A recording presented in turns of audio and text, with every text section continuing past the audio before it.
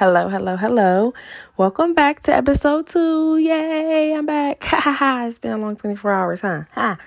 As Nikki would say, y'all, we're going to get into some things. Child. Yes.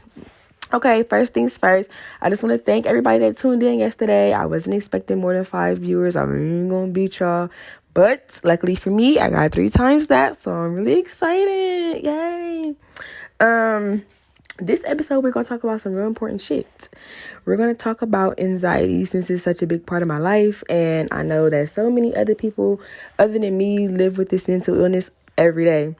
And I feel like the hardest part for me was accepting that I have a mental illness. Because when most people hear mental illness, they think crazy, they think schizophrenic, they think so much shit. And you just think the worst when you hear mental illness. But when I looked into my personal mental illness, my anxiety and stuff, I realized I'm not crazy.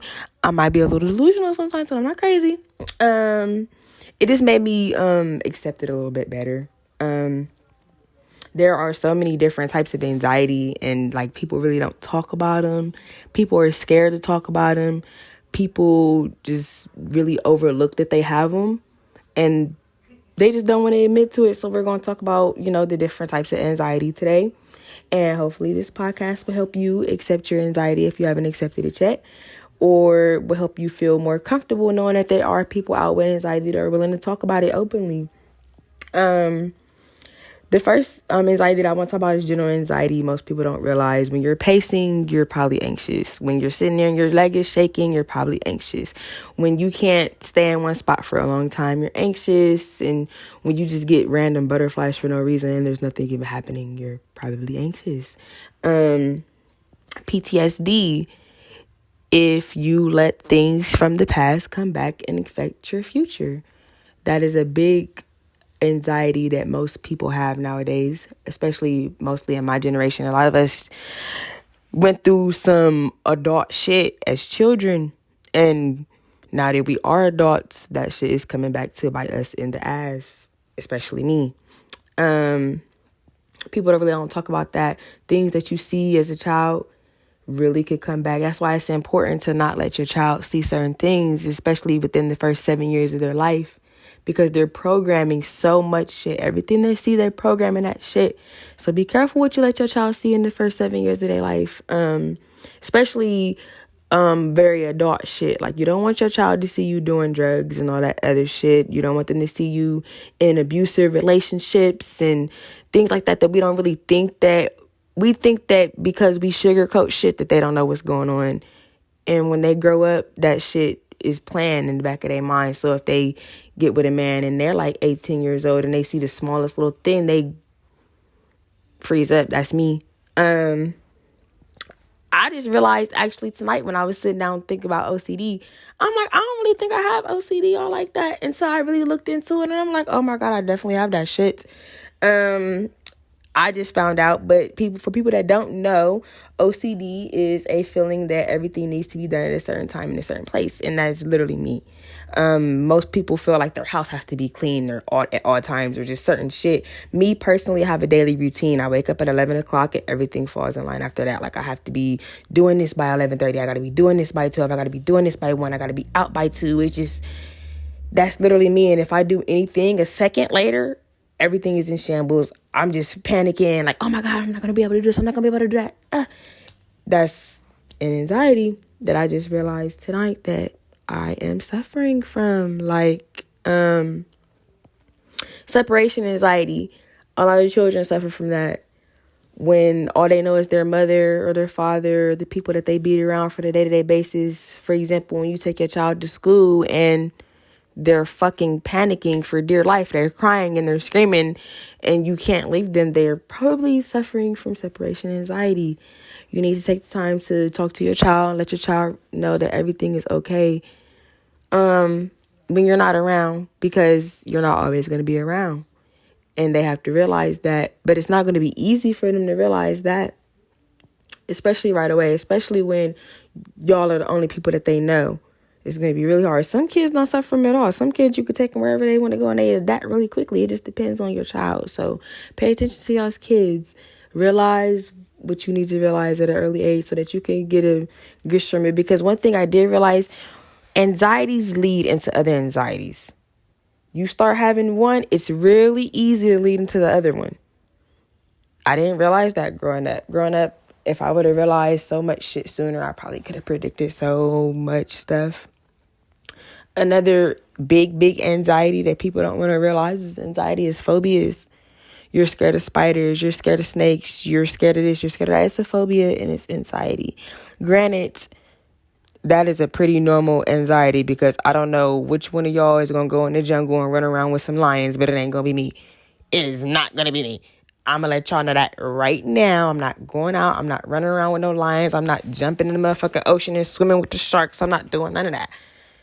And that's a big ass phobia, but that is a phobia that I am okay to live with. Phobias, they're anxiety, but that's the anxiety that is okay to live with because that anxiety is protecting you from XYZ. If you feel like I'm going to do this and I'm going to die, then you okay. By all means, live with your phobia. But I'm really excited, y'all, because my gay boyfriend is here. Say hey. I was waiting. I was wondering when the fuck she was going to announce me, but it's your boy Lish, a.k.a. Potent Lish, a.k.a. Potent Ken, a.k.a., AKA that boy, in case y'all don't know. That boy. It's all of that. But, what's up, y'all? I'm Elijah, so haven't seen my baby in a bit. She been taking trips and shit. Just the other day, she was out in Miami. Got them Lolo on the perks, Lolo on them Zannies. Shout out to Nikki.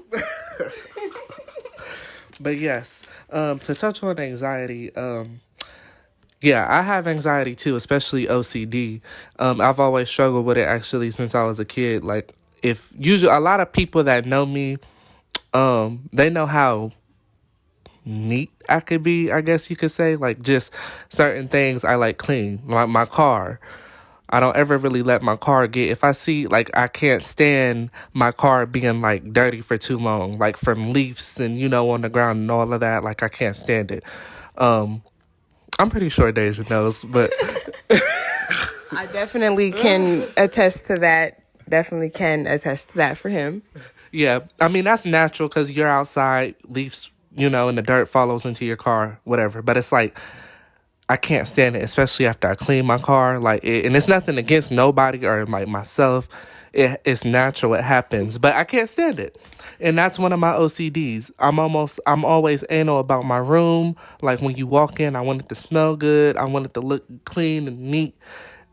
I don't know. Sometimes you might get a wrinkled sheet and a messed up bed, but that's about as far as it'll go with me. Like, when I don't know. It bugs me when things are like in my room. Like, if I have clothes on the floor from last night, I wake up and I'm like, what the fuck? Elijah, like, I really beat myself up for it. But yeah, OCD, I struggle with that a lot. And anxiety, like pacing back and forth, I struggle with that. Usually when something is on my mind heavy, that's when I pace. Like, if it's something is up in the air, like, say getting approved for an apartment, stuff like that, like you're waiting on an answer for something. I don't know. Yeah, you know what I mean? It feels like the weight of the world is on your shoulders and you're just trying to lift it off. That's what I'm saying. And it feels like if this doesn't work out, everything is going to crash around you.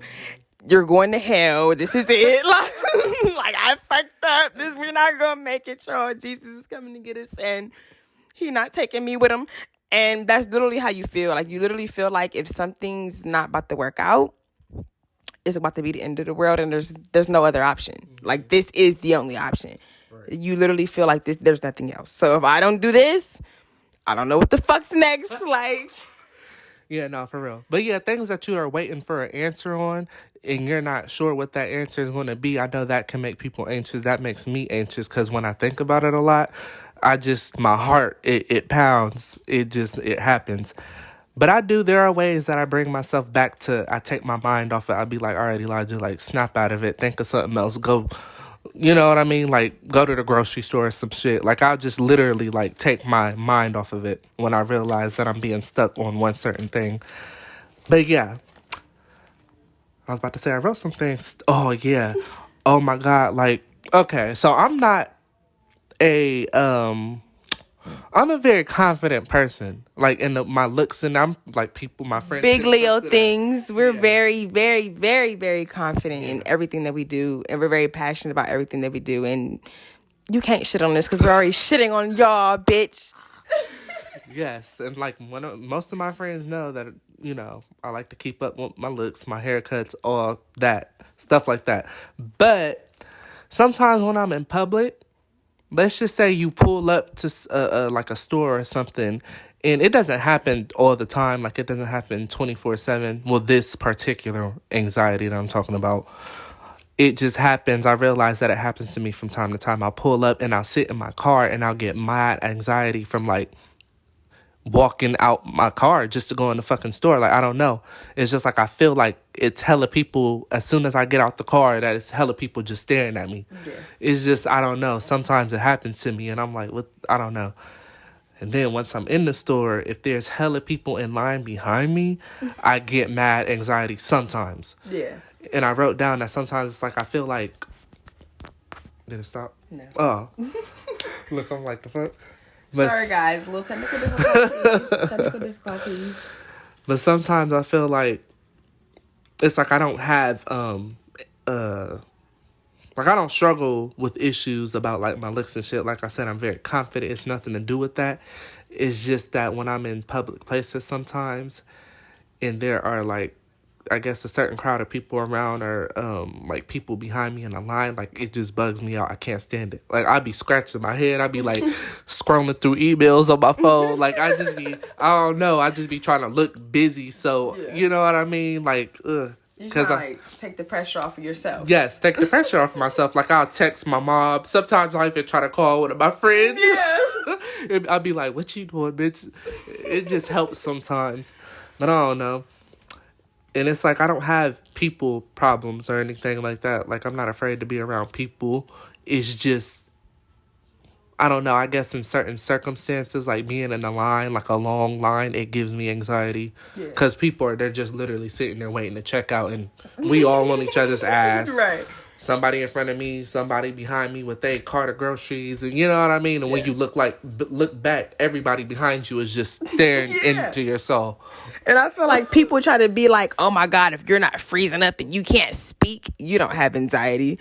Like, they don't realize all of the different levels of anxiety and what all comes with it. Like, not everybody's going to be a Summer Walker. They can't get on the fucking stage and just stand there and just, oh my God. Like, not everybody's going to be like that. Because I'm a very bubbly, outgoing, energetic person. Like, if you didn't know me as a person, you would never even know that I struggle from this shit from a day-to-day basis. Right.